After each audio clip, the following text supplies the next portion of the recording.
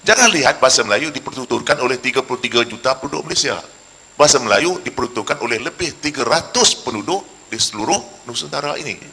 Bahawa dalam konteks pada hari ini, kita jangan jadikan bahasa Melayu ini bahasa yang lokal. Tetapi bagaimana bahasa ini dijadikan sebagai bahasa yang bersifat regional dan internasional. Akademisi Malaides halusinasinya ketinggian, tidak berpijak pada realita. Ingin menjadikan bahasa rojak bahasa internasional, di Malaides sendiri bahasa rojaknya sudah hancur lebur. Masih juga mereka berhalusinasi ingin menginternasionalkan bahasa rojak. Lama-lama akademisi Malaides bisa menendang batu hilir mudik, karena angan-angan tidak tercapai. Kita dapat lihat bagaimana Indonesia, Republik Indonesia berjaya menyatu padukan rakyatnya yang berpuak-puak juga. Ada yang Jawa, ada yang Minangkabau, ada yang Sunda, ada yang Cina dan sebagainya. Berpuak-puak. Jadi berpuak-puak maksudnya bertutur dalam bahasa yang berbeza-beza. Jadi kalau tak belajar bahasa puak yang satu lagi, jadi puak yang satu itu tak boleh lah nak berkomunikasi dengan puak yang lain-lain lah. Jadi Indonesia menggunakan satu bahasa sahaja. Jadi dengan menggunakan bahasa Indonesia, orang Jawa dapat berkomunikasi dengan orang Sunda dapat berkomunikasi dengan orang Aceh dan sebagainya. Dan Indonesia berjaya menggunakan satu bahasa ini untuk mengikat rakyat Indonesia yang berpuak-puak. Dan di Indonesia ni tuan-tuan dan puan-puan, bukan sahaja Indonesia berjaya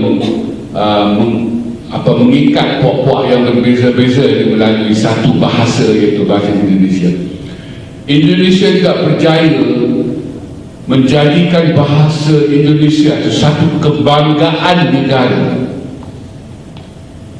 iaitu rakyat Indonesia tak kira lah yang asal, iaitu orang Jawa ke, orang Aceh ke, orang Minangkabau ke, orang Bugis ke, dan yang tak asal itu orang Cina.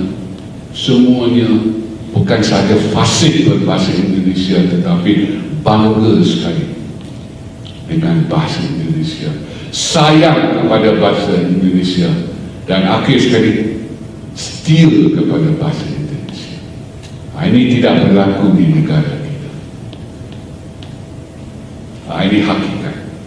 Tak berlaku langsung. Kalau ada pun cukup sedikitlah tuan-tuan dan puan-puan, orang di Malaysia ni, terutamanya orang Melayu sendiri yang merupakan penutur kepada bahasa Melayu ni, yang bangga, sayang dan taat kepada bahasa mereka sendiri. Jadi walaupun bahasa Melayu hari ini menghadapi masalah yang cukup penting, kalau bagi saya, kita perlu ada kempen selamatkan bahasa Melayu. Betul. Sudah tenang. Tenang. Di antara 118 bahasa Melayu sudah diselamatkan oleh negara Indonesia. Yang tidak bisa diselamatkan hanya bahasa rojak di Malaides, bahasa yang tidak standar. Tetapi, yalah, hal bahasa ni orang tak berapa peduli sangat. Jadi, tuan-tuan dan puan-puan, saya memberitahu puan-puan, tak ramai pun tak apa. Saya tetap semangat bersama saya. Dan saya nak bagi tahu, sebagai bahasa negara ni, bahasa Melayu ni adalah satu-satunya bahasa negara di dunia yang tak dihormati, apatah lagi disanjungi sepenuhnya oleh warganya sendiri. Kalau bandingkan bahasa Indonesia, bahasa Thai, bahasa negara semua, tetapi warga Indonesia bangga dengan bahasa Indonesia,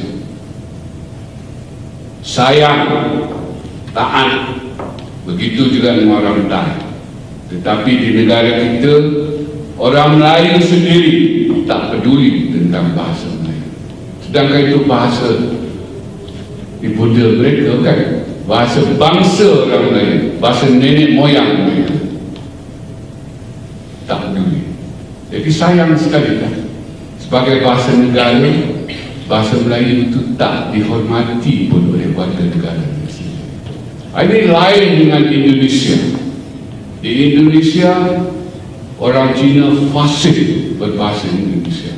Lihatlah orang-orang Indonesia, anak-anak Indonesia yang datang belajar di Malaysia, di kolej-kolej swasta. Kalau kita berjumpa mereka, tersempat dengan mereka di Mid Valley dan sebagainya, muka Cina sebidik-sebidik bahasa Indonesia sesama mereka, bukan? Maksudnya apa yang saya katakan hari ini, orang peduli ke tak peduli ke, bahawa bahasa Melayu ini ketenat ini perlu sangat-sangat kempen selamatkan bahasa Melayu. Kita buat kempen 5 tahun. Kalau tak menjadi lagi, mulalah kita kena fikir nak wujudkan muzium bahasa Melayu. Nak cari benda-benda yang masih ada hari ini, nak simpan supaya anak bangsa kita boleh tengok. Saya bercakap betul-betul, bahasa Melayu akan pupus, bukan hilang selama-lamanya. Bahasa Melayu akan pupus dalam pengertian dari menjadi bahasa kecil, sekarang dahulu bahasa besar, kan? Dulu lingua franca tu bahasa besar, dia pupus menjadi, daripada bahasa besar dia pupus menjadi bahasa kecil. Bahasa Malaides tidak hanya menjadi bahasa kecil. Bahasa Malaides tahun 2040 diperkirakan penuturnya akan tersisa Awang Sarian, Abdul Wati, dan Solah Yakub.